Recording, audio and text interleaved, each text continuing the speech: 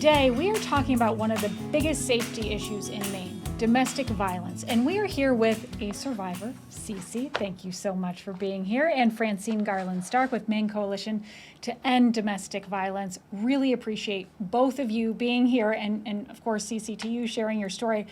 It's a hard thing to do. And so, to the point where you are comfortable, can you share a little bit about your experience? Yes, sure, Adrienne. I am a survivor of domestic violence. I have had multiple abusers in my life. So I was married for a very long time, and during that time, there was a lot of daily abuse and trauma that I endured over the course of years. And that was not physical trauma, but it was psychological trauma that happened to me. And so I've been You're on the path to recovery. Yes. But it's a long one. Yes. Tell us about that. Well, in about 2.5 years ago, I finally walked out for the last time and started to walk the path that is long and hard of gaining back my personal power and control in my life. I was pretty much broken into a million pieces. I was looking to figure out how to pick those all back up again. And at the time, I ended up in a crisis stabilization unit within a few months after leaving my abuser.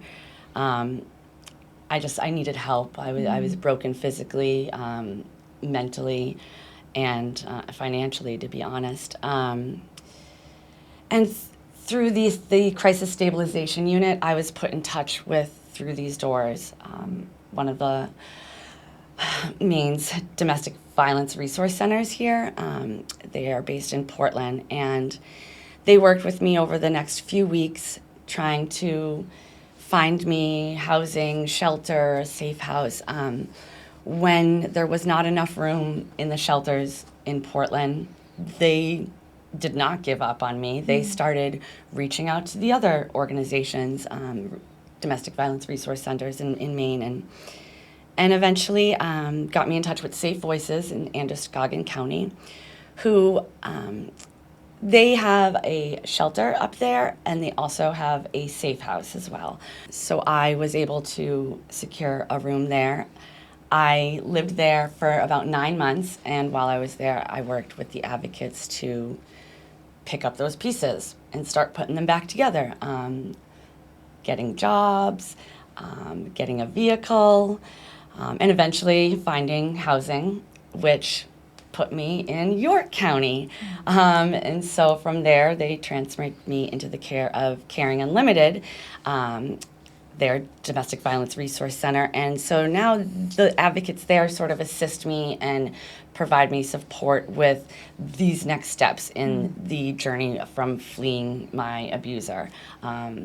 So there's a lot more independence, but still, I need that support and What I'm hearing, though, Francine, to you too, is this is a very long process. It can look very different to anybody who has been through it.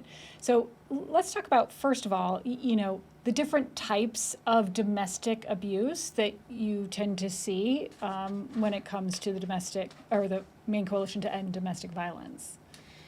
Well, domestic abuse and violence really is a pattern of coercive controlling behavior. And that behavior can be everything from really putting a person in isolation, making them doubt their own interpretation of events. It can be keeping people from having access to money, making threats, doing intimidation, stalking is a very common part of the experience, as well as the sexual violence and physical violence that is what people think of first.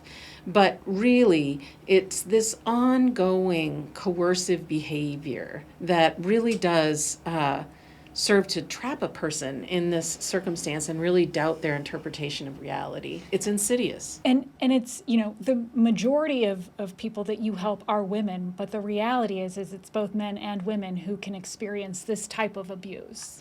People of all genders can be abusive to people of all genders. And so our services are available to everyone who's been affected by abuse and violence. Let's talk about some of those services. I know the advocates were crucial in your process, which you are still in the middle of, it sounds like. But tell us a little bit about these advocates, because one thing that you shared right before we got started was that you take 135 calls per day on the helpline. Let's think about that. 135 per day just in Maine on this helpline. So what is that process like when you pick up the phone and you dial that number? Then what? What happens? I like to think about that first call to the helpline as something of a sacred act, because you're calling this number and hoping the person on the other end is not going to judge you and is going to do something helpful, and you have no idea.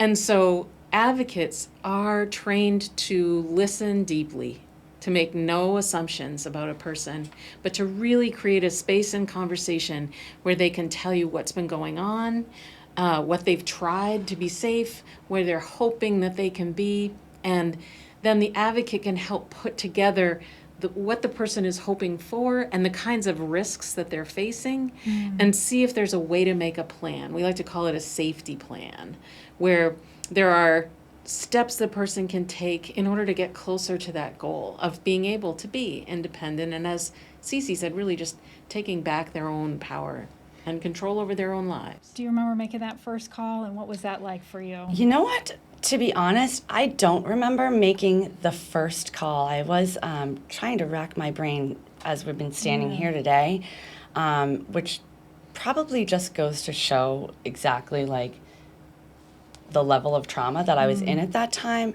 I do have a lot of recollections of making phone calls while I was still living with my abuser. But I do remember them I remember feeling hope.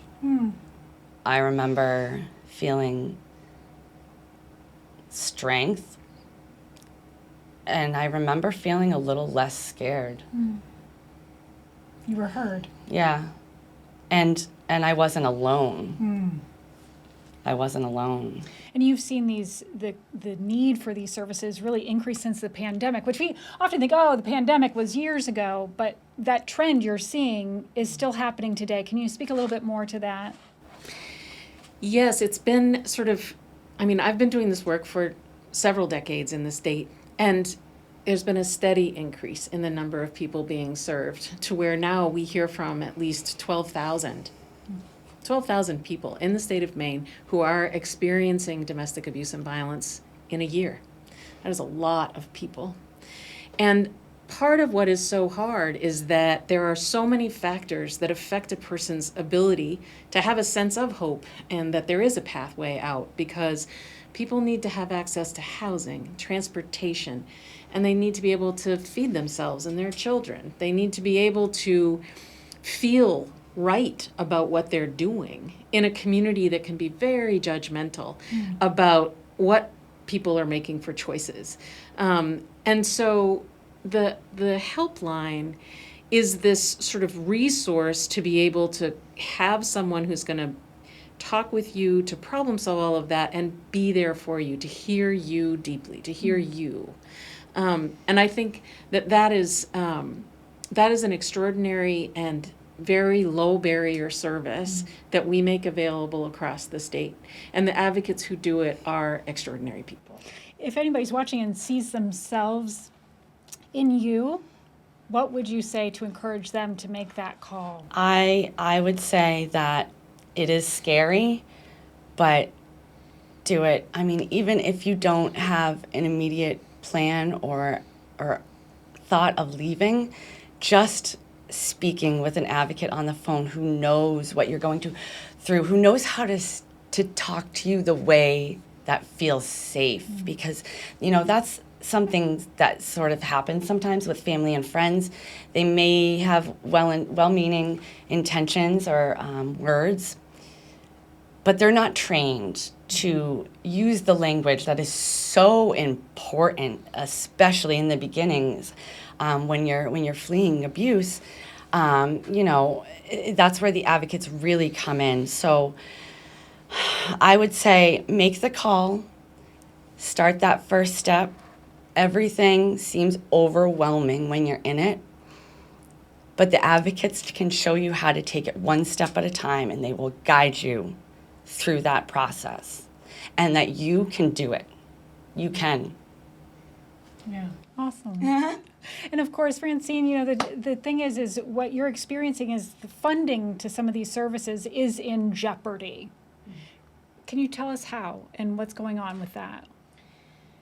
Over the years, the domestic violence resource centers across the state and the Maine Coalition to End Domestic Violence have worked hard to compete for grants, and there's a contract with the state of Maine where there are federal funds together with a fairly small amount of state funds. And right now, all of those federal funds are in jeopardy, and in particular, the ones that come through the Department of Justice, some of which we compete for by having to apply every couple or 3 years. That whole website for applying has been locked down since the beginning of February, and there's no news about when or if that's going to reopen for people to be able to renew any of these grants.